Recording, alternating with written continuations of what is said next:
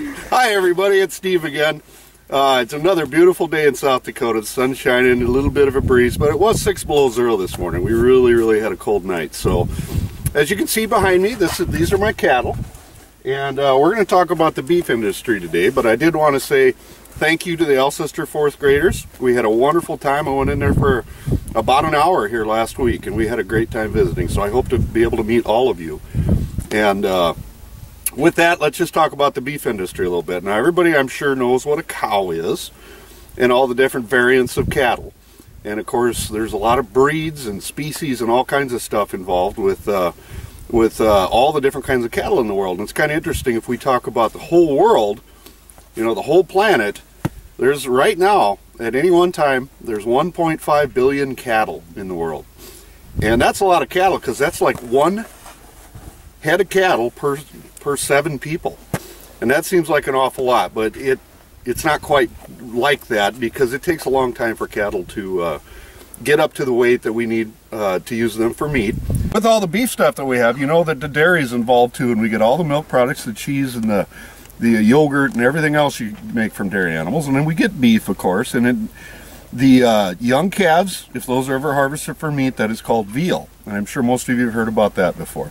But the cattle are used for so many things. We get leather, we get gelatin, and there's so many different things made from cattle when they're finally grown up. And it all starts with the cow. And if you remember, a couple of months ago, we were kind of standing looking at the pasture with the cows out eating grass. And I talked to you before about how cattle are able to do that. They are bovine, okay, and they end up being able to eat grass and hay and all kinds of stuff that we can't eat, pigs can't eat, chickens can't eat, because they have a way to digest all that stuff and turn it into protein and energy. And it's very economical then to have an animal that can just graze on grass and things that grow out in the fields. And of course, we have a lot of work to do to keep our pastures in good shape to keep these cows eating. The only reason I have cows is because I have pasture. If I didn't, I probably wouldn't have any cows because they're very expensive to feed. Like in the wintertime now, as we discussed before, I have to raise alfalfa and I have to turn part of my corn production into silage and feed just specifically for the cows. And cows have 4 stomachs. They're called a ruminant. In fact, all cattle have 4 stomachs. And the names of these stomachs are the rumen, the reticulum, the omasum, and the abomasum. You might not have to know that for anything, but at least you've heard it. All of these stomachs make it so that they can convert grass and forage into what their body needs. And they don't need a whole lot more than that. If we were in part of the world that I could grow grass all year round, I wouldn't have to put alfalfa and all that stuff up. They can live just fine on grass and raise their calves. Okay, we have a group of cows, and in the spring, they've got their calves outside, okay, and they're nursing their calves. Their calves nurse for, oh gosh, 6 months about, and then we take the calves off, and this is where I put mine. My calves are in here. They've been weaned, and now they're eating feed out of the bunk, and they're just like little adults. Okay, they're kind of off on their own now, and they're making their own way in the world. I, of course, have to take care of them because otherwise they'd be really hungry right now. But these calves I'm going to sell in about a month, and they will go to somebody who will feed them up to the weight that we use them for beef, and that's the specific purpose for these cattle is beef consumption. It's a very interesting industry in that it is so big. Like I said, there's a cattle on this planet for 1 out of every 7 people. So there really is a lot, and it's used all over the world for so many different things. It's a great industry to be involved with, and the scope of it, the scale of it, you know, when you're talking billions, that's a lot of animals. But it takes that many to feed all the people in this world. Right now in America, we have roughly 100 million cattle around at any one time, and about 14 million of them are actually ready to be harvested for meat at any one time. And we don't quite go through that many in a day, but we will in a short period of time. So looking at those kind of numbers, you can see how big of an industry cattle are and how important it is for all of us. There isn't hardly anybody that doesn't enjoy a good steak or some roast, or there's so many things we get from cattle. And they also are very expensive, and they're very expensive right now to feed. These calves are worth roughly $800 or $900 a piece. When they're full grown, they've been fed a lot of corn, and they've been fed a lot of alfalfa and dried distiller grains and a lot of other things that they need. They're going to be worth almost $2,000 a piece. So when you drive a big feedlot that might have 10, 20, 30,000 cattle in it, there's a lot of value there. And of course it costs more in the store than it ever has too.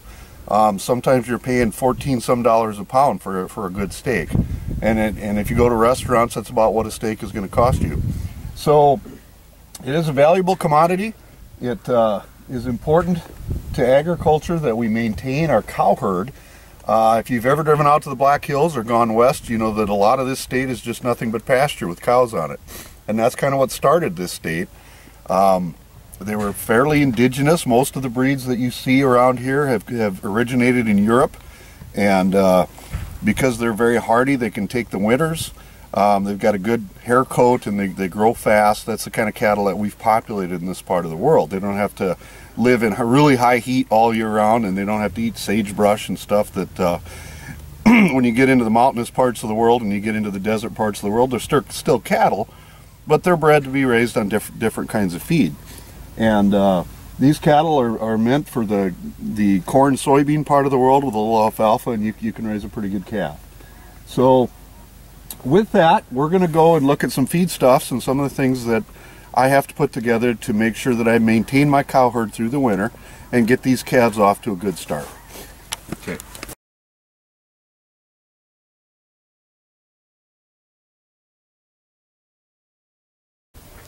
Okay, we're standing here by what I would call my condiment area of the farm.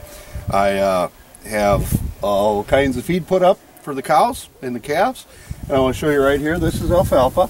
Okay, and down on that. It's really, really dry, as you can see. Look at how all the leaves and the dust fly out of it because we had a very dry summer, but it does make good feed. And cows love this stuff. You could live on it for a couple of weeks, but yeah, I don't think you'd like it very good. But hey, regardless of that, this is a great feed. It provides what we call scratch, and it's got a lot of protein in it. And of course, cows and cattle need protein just like you and I do. And this ends up being a pretty good feed stuff for this part of the world. And it really keeps the cows nice and warm all winter. Their rumen, which is their big stomach, generates a lot of heat, and it helps keep cows alive. As you know, they're standing outside in 6 below zero with the wind blowing, and it takes a lot of feed to keep them warm and keep them moving. So we're going to go take a look at the silage now. Okay, this is silage. This is basically chopped corn. We go out into the cornfields when it's still really tall and green, and it's got some ears on it. As you can see, part of what I'm holding here is the cob. I don't see many kernels in here, but once you put it in a pit like this and you pack it down really good, it gets really hot and it ferments. Okay, and it makes it really tasty to the cows, and it still maintains most of its feed value. And this stuff is really good nutrients. It's good energy for the cattle, and they convert it to everything that they need, kind of like they would just eating plain corn. And over here in this pile, which is just got snow on it last night, this is just corn, and we put it out here, and we load it up with our big loader, which is right there, back by the van, and we load all this stuff in a feed wagon, and it gets fed to the cows and the calves every day. I usually have a pile of DDGs, which are dried distiller grains, but I am out of that right now, and waiting for the truck. So those are all put together in a ration that's been balanced for the needs of my cows. I have large cows, they weigh a lot, so they need a lot of energy. But they also are very good at producing milk for their calves. And they have light calves, they don't have a lot of calving problems, and it's a really, really good way for me to utilize the things that I grow and put them back into my cattle herd so that I can have calves, and then I sell them off and start all over again with the bred cows.